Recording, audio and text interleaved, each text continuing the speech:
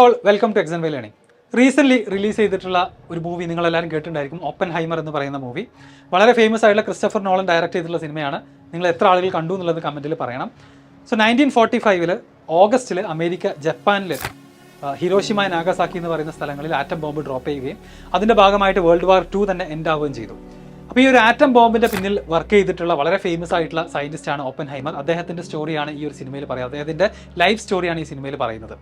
അപ്പോൾ വളരെ ഇൻട്രസ്റ്റിംഗ് ആയിട്ടുള്ള ഒരുപാട് സയൻറ്റിഫിക് ആയിട്ടുള്ള ഡിസ്കവറീസിലൂടെയും അതുപോലെ തന്നെ അഡ്വാൻസ്മെൻറ്റ്സ് ഒക്കെ എക്സ്പ്ലെയിൻ ചെയ്യുന്ന ഒരു മൂവിയാണ്. അപ്പോൾ സയൻസ് എന്തൂസിയാസ്റ്റ് ആയിട്ടുള്ള എല്ലാവരും അതുപോലെ തന്നെ ഹിസ്റ്ററി എന്തൂസിയാസ്റ്റ് ആയിട്ടുള്ള ആളുകളൊക്കെ നിർബന്ധമായിട്ടും കണ്ടിരിക്കേണ്ട ഒരു സിനിമ കൂടിയാണ്.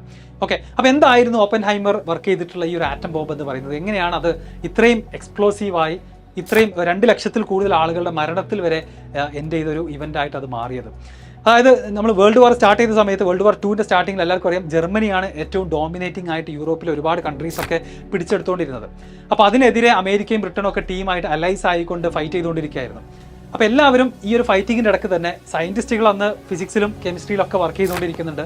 ജർമ്മനിയിൽ വളരെ ഫേമസ് ആയിട്ട് ഒരുപാട് സയൻറ്റിസ്റ്റുകളുണ്ട്, അമേരിക്കയിലും അതുപോലെ തന്നെ ഒരുപാട് ഫേമസ് ആയിട്ടുള്ള സയൻറ്റിസ്റ്റുകളുണ്ട്. ഈ ഒരു സമയത്ത് തന്നെയാണ് നമ്മുടെ ആൽബർട്ട് ഐൻസ്റ്റൈനും ജീവിച്ചിരുന്നത്. അപ്പോൾ ഈ ഒരു മത്സരത്തിനിടയ്ക്ക് തന്നെ പുതിയ വെപ്പൺസിനെ പറ്റി എല്ലാ രാജ്യങ്ങളും വളരെയധികം റിസർച്ച് ചെയ്തുകൊണ്ടിരിക്കുകയായിരുന്നു. ആ ഇടയ്ക്കാണ് ഏകദേശം ഒരു 1938-39 ആദ്യമായിട്ട് ഒരാൾ റേഡിയോ ആക്ടിവിറ്റി ആർട്ടിഫിഷ്യലായിട്ട് ക്രിയേറ്റ് ചെയ്യുന്നത്. യുറേനിയം എന്ന് പറയുന്ന ഒരു ആറ്റത്തിനെ ന്യൂട്രോൺസ് കൊണ്ട് ബൊമ്പാർഡ് ചെയ്തുകൊണ്ട് അത് സ്പ്ലിറ്റ് ചെയ്ത് ഡിഫറെൻറ്റ് എലമെൻറ്റ്സ് ആയിട്ട് സ്പ്ലിറ്റ് ചെയ്യാൻ സാധിക്കും. ആ ഒരു പ്രോസസ്സിൽ energy, huge amount of energy release ചെയ്യുന്നുണ്ടെന്നുള്ള കാര്യം റിയലൈസ് ചെയ്യുന്നത്. ന്യൂക്ലിയർ ഫിഷൻ എന്നാണ് നമ്മളിതിന് പറയാം. അപ്പോൾ ഈ ന്യൂക്ലിയർ ഫിഷൻ്റെ പ്രത്യേകത, ഒരു യുറേനിയം ആറ്റത്തിൻ്റെ ഒരുപാട് യുറേനിയം ഉള്ള ഒരു സാമ്പിളിൽ നമ്മൾ ഒരു ന്യൂട്രോൺ കൊണ്ട് ഈ ഒരു റിയാക്ഷൻ സ്റ്റാർട്ട് ചെയ്യുകയാണെന്നുണ്ടെങ്കിൽ ഒരൊറ്റ ഫിഷൻ റിയാക്ഷനിൽ തന്നെ വീണ്ടും ന്യൂട്രോൺസ് പ്രൊഡ്യൂസ് ചെയ്യും. ആ ന്യൂട്രോൺസ് മറ്റ് യുറേനിയം ആറ്റംസിനെ പോയിട്ട് ഹിറ്റ് ചെയ്യും, അത് വീണ്ടും സ്പ്ലിറ്റ് ആകും. അങ്ങനെ ഇതൊരു ചെയിൻ റിയാക്ഷൻ ആയിട്ട് പ്രൊപ്പഗേറ്റ് ചെയ്യും എന്നുള്ള ഒരു കാര്യം സയൻറ്റിസ്റ്റുകൾക്കൊക്കെ ബോധ്യം വരികയാണ്.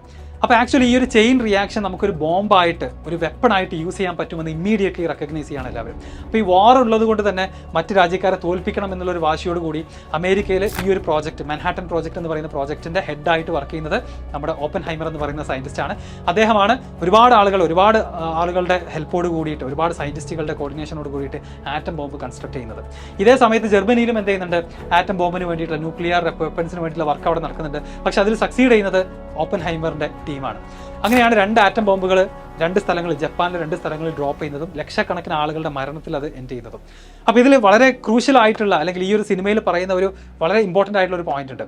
ഇതിനെക്കുറിച്ചുള്ള പഠനം ഇവർ നടത്തിക്കൊണ്ടിരിക്കുമ്പം ആറ്റം ബോംബ് ഡ്രോപ്പ് ചെയ്ത സമയത്ത് അറ്റ്മോസ്ഫിയറിൽ ഉണ്ടാകുന്ന ഒരു ഹീറ്റ്, ഭയങ്കരമായിട്ട് ഹീറ്റ് പ്രൊഡ്യൂസ് ചെയ്യും. അത്രയും എനർജിയാണ് റിലീസ് ചെയ്യുന്നത്.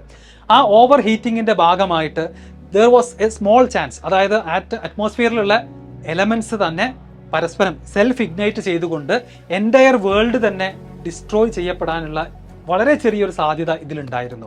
ഇത് അറിഞ്ഞുകൊണ്ട് തന്നെയാണ് ആറ്റം ബോംബിൻ്റെ ടെസ്റ്റ് ഈ ജപ്പാനിൽ ബോംബ് ഡ്രോപ്പ് ചെയ്യുന്നതിൻ്റെ കുറച്ച് ദിവസങ്ങൾക്ക് മുന്നേ, കുറച്ച് ആഴ്ചകൾക്ക് മുന്നേ അമേരിക്കയിൽ ഈ ടെസ്റ്റ് നടത്തുന്നതും അത് സക്സസ്ഫുൾ ആയിട്ട് അവർ ടെസ്റ്റ് നടത്തുകയും ഈ പറഞ്ഞ അറ്റ്മോസ്ഫിയറിക് ഇഗ്നീഷൻ എന്ന് പറയുന്ന പ്രോസസ്സ് ഇല്ല എന്ന് ഡിസ്കവർ ചെയ്യുന്നതും.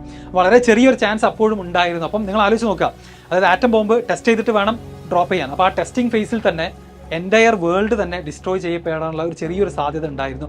ആ ചാൻസ് അടക്കം എടുത്തുകൊണ്ടാണ് യുദ്ധത്തിൽ വിജയിക്കാൻ വേണ്ടിയിട്ട് അമേരിക്ക ഈ ടെസ്റ്റ് ചെയ്യുന്നതും അതിൻ്റെ ഭാഗമായിട്ട് പിന്നെ 2 ആറ്റം ബോംബുകൾ കൺസ്ട്രക്ട് ചെയ്തുകൊണ്ട് ജപ്പാനിൽ ഡ്രോപ്പ് ചെയ്യുന്നതും.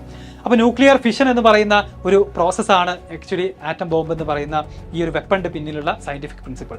ഒരു യുറേനിയം പോലെയുള്ള ആറ്റംസിനെ നമ്മൾ എന്ത് ചെയ്യുന്നു, സ്പ്ലിറ്റ് ചെയ്തുകൊണ്ട് 2 ഡിഫറെൻറ്റ് ആറ്റംസ് ആക്കിയിട്ട് ഡിവൈഡ് ചെയ്യാൻ പറ്റുന്ന ഒരു പ്രോസസ്സാണ്. അതിൽ തന്നെ huge amount of energy release ചെയ്യുന്നുണ്ട്.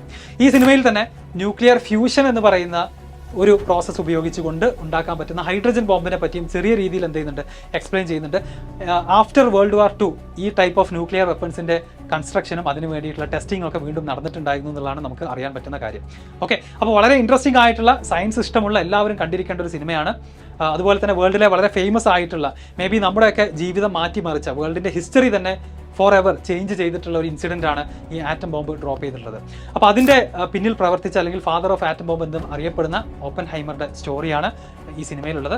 അപ്പോൾ അതിനെക്കുറിച്ച് നിങ്ങളുടെ അഭിപ്രായം എന്താണ്? ഇതുപോലത്തുള്ള ന്യൂക്ലിയർ വെപ്പൺസ്, അല്ലെങ്കിൽ നമ്മൾ സയൻസ് പ്രോഗ്രസ് ചെയ്യുന്ന സമയത്ത് ഹ്യൂമൻ ബീയിങ്സിന് ആവശ്യമുള്ള യൂസ്ഫുൾ ആയിട്ടുള്ള ഒരുപാട് ടെക്നോളജി അഡ്വാൻസ്മെൻറ്റ്സ് നടക്കുന്നുണ്ട്.